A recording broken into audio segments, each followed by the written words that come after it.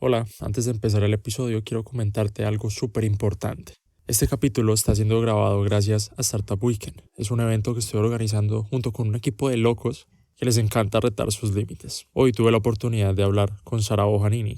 Ella será una de las mentoras de Startup Weekend y puedes encontrar más información de este evento en swarmenia.co. Cerramos inscripciones el 15 de julio, así que apresúrate.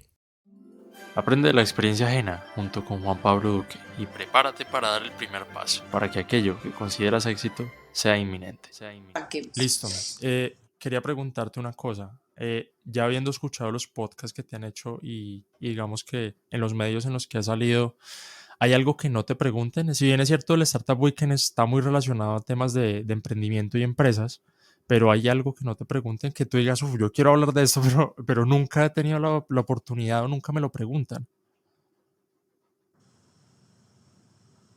Sabes que no tengo no se me ven a la mente ningún tema en específico que yo diga, ay, esto es una cosa completamente desconocida mía. Creo que lo que menos de repente me preguntan es sobre mi empresa de reforestación y de hecho, de lo que menos me preguntan es de emprendimiento, ¿sí? Como de mis empresas como tal.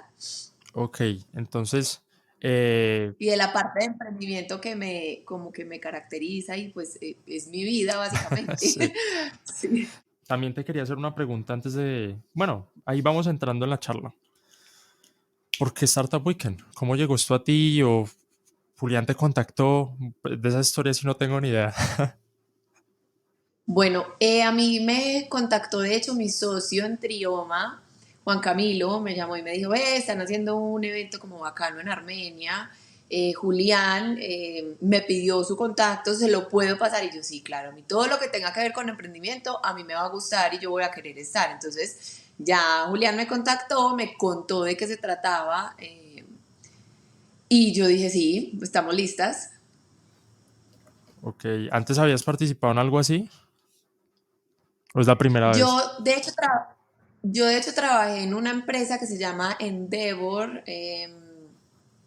Endeavor es una organización sin ánimo de lucro americana que está en 90 países, yo creo que hoy en día están muchos más. Y lo que ellos hacen es buscar y seleccionar emprendimientos de alto impacto para llevarlos al siguiente nivel. Entonces, es como un nicho dentro del mundo del emprendimiento que ya está un poquito más establecido, más grande, tiene ciertas características, crece a ciertas velocidades, factura cierta cantidad de dinero y ellos lo que hacen es que la pasan por un proceso de selección en donde traen a los mentores más grandes del universo, o sea, gente que por amor al arte dona su tiempo para, pues, dar su mentoría a estos emprendimientos y los llevan al siguiente nivel. Entonces, yo trabajé en Endeavor casi 3 años. Entonces sí, ya he tenido varias, o sea, sí he participado mucho en este tipo de eventos, nunca como mentora jamás. Entonces estoy nerviosa pero contenta. Oye, en una de las charlas que tuviste, yo escuché que decías que, o sea, si hoy en día, bueno, en ese momento, cuando fue la charla que fue hace 1 o 2 años, volvieras a ese trabajo, pues lo abordarías de manera muy diferente a como pues lo hiciste en ese momento. Obviamente ya con con los conocimientos actuales, después de haber pasado tanto tiempo es muy diferente, pero cuéntame más sobre eso. Bueno, entonces, sí, básicamente es que yo en ese momento era muy niña, yo no tenía conocimiento como de mí misma, sobre todo, yo no sabía qué quería, qué no quería, por qué hacía lo que hacía, qué estaba haciendo, las reglas del juego no las entendía muy bien, ¿cierto? Entonces, pero eso era pura juventud, eso era pura inexperiencia, juventud, como que yo no supe manejarlo, yo no supe aprovecharlo, no manejarlo, sino aprovecharlo de la forma como de repente lo podría hacer en ese momento de mi existencia. Pero uno no puede pensar en esas cosas porque pues pucha, eso ya pasó hace muchos Sí. años y fue lo que fue y fue muy provechoso para mí. Yo siento que yo aprendí tanto en ese momento de ese trabajo, me cambió la vida, me cambió la existencia tener ese trabajo. Sí. Entonces, no, yo solamente siento como grandísimo, mucho agradecimiento pues con respecto a poder haber vivido esa experiencia de la manera como la viví. Sí, te lo preguntaba principalmente porque, a ver, si bien es cierto, Startup Weekend dura 3 días, pues vas a volver como a esa parte que, según entiendo, es lo que hacías en Endeavor, ¿no? Sí, pero desde el otro lado. Desde, yo en Endeavor era como la que organizaba, la que presentaba a los mentores, la que pasaba, pues como hacía todo el proceso de selección con el emprendedor. Entonces, todas las guías de emprendimiento las hacíamos juntos. El pitch de venta lo hacíamos juntos. O sea, yo era la parte como del emprendedor. Entonces sí, como que me la sé de pe a pa un poco porque me tocó hacerlo mucho con los emprendimientos. Ok, y también me mencionabas hace un momento el tema de la pasión y de que tenías como mucha incertidumbre respecto a lo que querías, a lo que querías en general. ¿Cómo fuiste lidiando con eso y esas experiencias cómo te llevaron a lo que haces hoy en día? Bueno, es que para mí el cuento es súper dramática, yo creo, o sea, desde una personalidad como artista, dramática, sensible, sí, como con las herramientas que yo tenía, para mí fue muy rápido, o sea, fue muy pronto darme cuenta que yo no iba a poder pertenecer al sistema de horario de 7 a 7, oficina, haciendo lo mismo, bueno, todo lo que constituye, digamos, tener un trabajo formal dentro del mundo empresarial, laboral, del mundo de hoy. Entonces, para mí, que precisamente darme cuenta que yo tenía un trabajo ideal, las personas eran las ideales, mi jefe era ideal, o sea, yo tenía una jefe mujer impresionante, todavía le agradezco un montón de cosas que me enseñó. Yo estaba en un ambiente laboral muy bueno, o sea, definitivamente muy bueno, haciendo cosas muy divertidas. Yo tenía que viajar a no sé dónde, acompañar a este, hacer este, entender del mundo del emprendimiento, sentarme con señoras y señores poderosísimos, con mucho conocimiento, o sea, de verdad, era un universo como con mucha satisfacción constante, mucho estímulo constante, muchos retos constantes, y yo no, a mí no me dio, yo dije, no, yo no soy capaz con esto, yo no soy capaz, yo no soy capaz, me enfermé, me dio tiroiditis de Hashimoto, o sea, mi cuerpo, el cuerpo se expresa de maneras que uno es como que, wow, a mí me dio tiroiditis de Hashimoto, es una enfermedad hereditaria, obviamente, pero a mí se me presentó muy joven, o sea, demasiado joven, entonces los médicos dicen que el estrés, la falta de sentir que pertenezco, de que soy capaz, de pues me lo aceleró, Ok. digamos. Entonces, fue eso, fue darme cuenta muy temprano que yo no iba a poder dentro del sistema que estaba establecido en el mundo laboral y dije, bueno, no, pues entonces, ¿qué hago? Sí. ¿Yo qué me pongo a hacer? ¿Yo qué me pongo a hacer? Porque además, la otra opción que era casarme con un hombre millonario, dije, no. No, no, no, Sí. no, no, no, no, no. Eso para mí no era una opción de ninguna manera. Yo no iba a vender mi libertad de esa manera. Yo en ese momento, obviamente, a esa edad yo no lo entendía como lo entiendo ahora, pero así es. Entonces, en ese que me pongo a hacer, dije, bueno, pues voy a emprender, porque es lo que he visto durante todos estos años.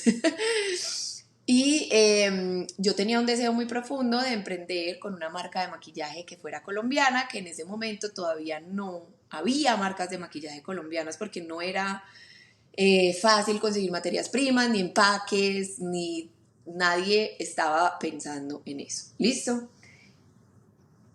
No, pues fui a 500 laboratorios, me recorrí toda la ciudad, eh, trabajaba en los cafecitos, en Starbucks, empecé a tener esa vida de emprendedora bohemia Sí. y eso no funcionaba. Nuevamente yo estaba muy joven, no tenía las herramientas, pero tenía la valentía, tenía toda la valentía del mundo. Es como, bueno, listo, esta es mi realidad, vamos a hacerlo. Pero entonces fue más por falta de herramientas que por falta de ganas, digamos, ¿cierto? Entonces, en ese camino, viendo que no avanzaba mucho en ese proyecto, dije, bueno, pues voy a estudiar maquillaje. De repente, estudiar maquillaje me abre el cerebro, me enseña cosas que todavía no sé, porque además yo el maquillaje siempre lo vi o sea, yo lo he visto mucho más desde la industria que desde el arte, ¿sí? Pero yo necesitaba acercarme al arte para poder entenderme a mí, sobre todo, eh, vivir más contenta y adquirir unas herramientas que me hacían falta, ¿cierto? Entonces estudié maquillaje y en esa estudiada de maquillaje conocí a las personas indicadas, empecé a conocer la industria, el mundo, el universo, todo eso, y monté una empresa, mi primera empresa que dio dinero, fue esta, eh, que nos dedicábamos a enseñarle a los creativos todo alrededor de ser creativo que no tuviera nada que ver con la creatividad. ¿Por qué? Porque usted va a una empresa, yo me di cuenta estudiando maquillaje, que usted estudia maquillaje y a usted nunca le hacen abrir una hoja de Excel. ¿Cómo así? ¿Cómo así? Usted no le enseñan a costear su servicio, usted no le enseñan que usted tiene que saber cuánto le cuesta producir su servicio para poder ponerle un precio.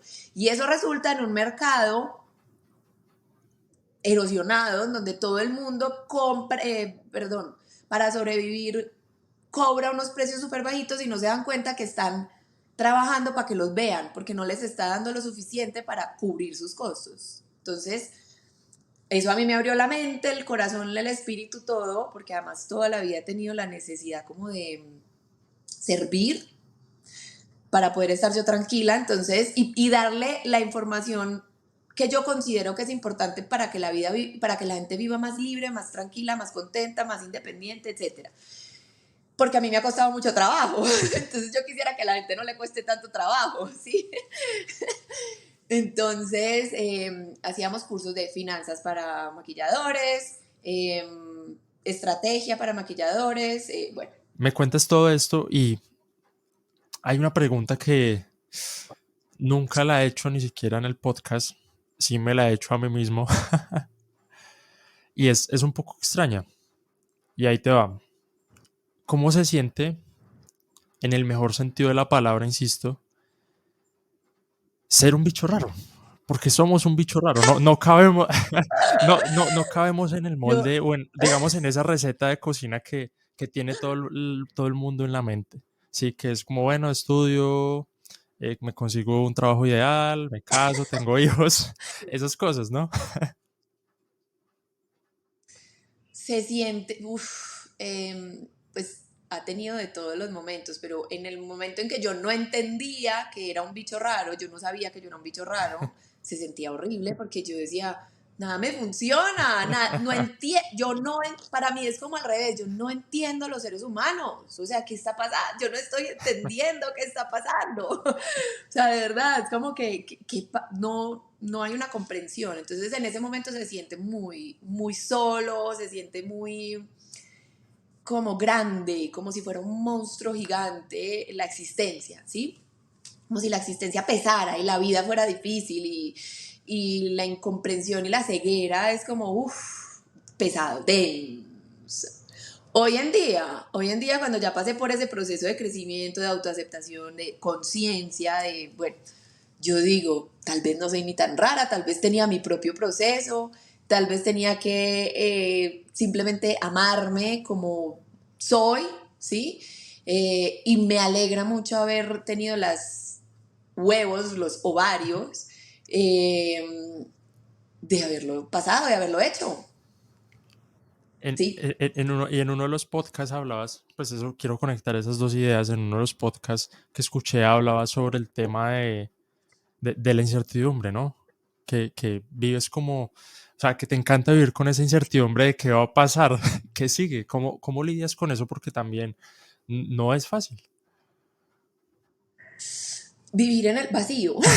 Sí, sí. Pues es que a mí me parece que yo lo veo de esta manera. El ser humano cree que controla el exterior, ¿sí? Cree que controla el tiempo, bueno, el tiempo de repente, sí, el propio, Sí. ¿sí? Pero cree que controla a las demás personas, cree que es responsabilidad propia cómo actúan los demás, o culpa propia de cómo actúan los demás, o responsabilidad de que hoy llueve, o culpa de que hoy llueve o no llueve, ¿sí?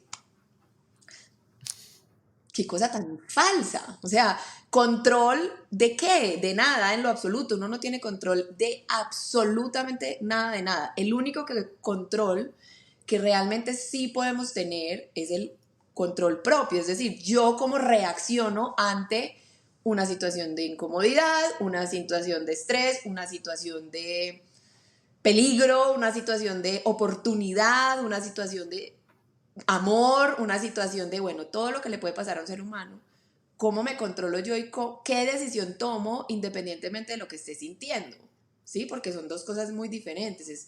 La acción es una reacción de lo que yo estoy sintiendo, entonces, pero la puedo controlar. Esa sí la puedo controlar, entonces, pues bienvenido el azar. En ese sentido, bienvenido el azar. Todo bienvenido. Lo que quiera llegar, llegue, que yo voy a tener las herramientas para sortearlo, ¿sí? Entonces, a eso me refiero con aprender a vivir en la incertidumbre. No es controlar las cosas, es permitir que lleguen las cosas y dejarse, porque confío en mí. ¿Sí? Sí, sí, sí. ¿Se entiende? ¿Se entiende? Sí. Y muy relacionado al tema de la pasión y ya para hablar, porque te dije al principio que íbamos a hablar de empresas y pues está muy relacionado, pero ¿cómo llegan las empresas a tu vida? Ya me explicaste todo lo que fue sucediendo con el tema del maquillaje y lo que sucedió en Endeavor, pero todo esto que estás haciendo con Bioma, cuéntame más. Bueno, les voy a contar la primera historia que les puede servir muchísimo. Y es que con Bioma nosotros arrancamos, nos encantó el nombre, hicimos logo, colores, formas, comunicación, todo. Manual de marca, Bioma, Bioma, Bioma. Trabajamos, logramos sembrar, no sé, 300.000 árboles, trabajar con 20 empresas, no sé qué. Y un día, ¡ay! Miremos a ver si nosotros tenemos permiso de usar esta marca porque esto está creciendo y na. No podíamos usar la marca. La SIC nos negó, digamos que el registro de la marca como Bioma, porque había otra Bioma, Sí. no hace lo mismo que nosotros, pero existía y se había registrado dentro de lo que nosotros necesitábamos. Entonces, antes de trabajar y antes de que la cosa pegue y antes de que la cosa funcione, registren la marca. Es una cosa que hay que hacer más pronto que tarde. Entonces, con Trioma, yo creo que llegó en el momento preciso de la existencia, como todo, ¿no? Yo acababa de soltar esta empresa que les digo para creativos. Acababa de decir, no quiero estar más acá. Tenía visiones muy diferentes con mi socia, es decir, ella quería una cosa, yo quería otra cosa y no había forma de reconciliarse, entonces decidí como, bueno, no es mi camino, de repente a mí me está esperando otra cosa distinta y lo dejé, se lo dejé a ella completamente y me fui a sembrar arbolitos con Juan Camilo y fue la primera vez que yo salí de mi casa en pandemia. O sea, ya podíamos salir, pero yo vivía en una casa campestre y agradezco infinito que eso me haya pasado, que yo haya podido pasar la pandemia en una casa campestre, pero igual estaba muy encerrada. Entonces, la primera vez que salí al mundo fue a sembrar arbolitos y yo dije, yo no quiero hacer otra cosa distinta, a respirar este aire con esta tranquilidad y a asegurarme de que por lo menos yo hice algo para revertir pues el daño o lo que le hemos como tomado a la tierra que nos ha dado tanto, ¿no? Entonces eso es un sueño que puede sonar, es loco, puede Sí. sonar muy loco, pero es loco, pero pues si la gente no hace cosas locas, entonces, qué aburrido. Entonces, lo que queremos hacer con Trioma, ahora se llama Trioma, no Bioma, subió de nivel, digamos, subió de escalón, es sembrar la mayor cantidad de árboles posibles para compensar la huella de carbono de las pequeñas y medianas empresas que aún no tienen las herramientas ni las capacidades para encargarse de su responsabilidad ambiental. Entonces nosotros tercerizamos eso y les sembramos los arbolitos que les corresponden. Sara, durante todo tu proceso, me imagino, estoy casi seguro de que hubo mucha gente especial en forma de mentores que te ayudaron con esa transformación. Sí, los mentores son fundamentales. ¿Qué le puedes decir a la gente que nos escucha respecto a los mentores? Y respecto a, a las experiencias que tú has tenido con gente que ha jugado ese papel de mentor en tu vida. Yo creo que con los ojitos abiertos, con las orejas abiertas, con el corazón abierto, entender que todas las personas, por más grandes, medianas, pequeñas, que sean, nos van a enseñar algo, que están ahí precisamente para enseñarnos algo y que ojalá podamos vivir la experiencia humana abiertos, abiertos a ver qué me está reflejando el otro de mí mismo, qué tengo que aprender yo, que el otro me lo está mostrando. Siempre, eso no importa, no importa qué tanto haya hecho, qué tan poquito haya hecho, si está ahí en su vida, algo está enseñándole. Entonces con los mentores, pues pucha, aprovechen. Yo no aproveché, yo me sentaba en la mesa con Alejandro Santo Domingo y estaba mirando el celular, pendiente de Don Chimbo que me había peleado. Sí, sí. A eso me refiero, que yo no tenía las herramientas. Sí, a eso me refiero. ¿Y qué le dirías a la gente que está en Armenia, Pereira, Manizales, bueno, zonas cercanas al eje cafetero, que tienen esta oportunidad de vivir el Startup Weekend que ya, pues ya pronto viene? Yo les diría que yo siento, o sea, yo desde el mundo del emprendimiento como lo he conocido, yo siento que las personas del eje cafetero tenemos una personalidad cita. O sea, nosotros tenemos como una formita que ayuda mucho para ejecutar los proyectos de emprendimiento que nos propongamos.